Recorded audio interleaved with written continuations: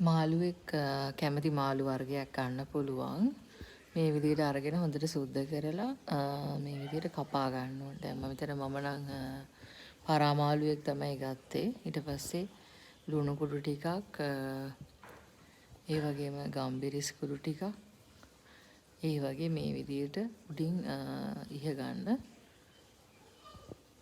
ඊට පස්සේ සුදු ලුණු ඉඟුරු මම හොඳට තලලා අරගෙන ඒ ටිකත් මේ විදිහට මාළුවගේ උඩින් දානවා.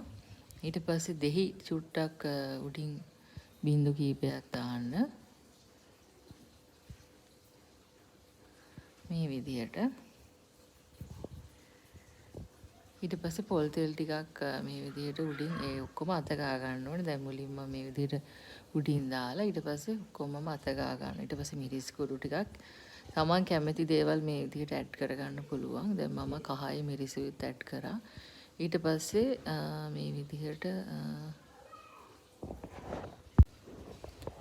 ඊට පස්සේ එයා ෆ්‍රයි එක ඇතුළට දාලා මේ විදිහට තියලා අර අපේ ඉතුරු වුණු තව මොන හරි තියනවා නම් ඒවත් මම උඩින් ගා ගන්නවා. ඒ වගේම ලුණු ගෙඩියක් අරගෙන මේ විදිහට රවුම් විදිහට කපලා ඒකත් උඩින් තියන්න. මොකද ලුණු බැදෙද්දී එන රසත් මේකට එතකොට මාළුවට එකතු වෙනවා. ඊට පස්සේ මෙන්න මේ විදිහට තමයි ඇත්තටම මාළුව අවසානයේ එයා ෆ්‍රයි එකෙන් ගත්තට පස්සේ තියෙන්නේ. ඊට පස්සේ පාන් එක්කලා මාළුව කන්න පුළුවන් හරිම රසයි.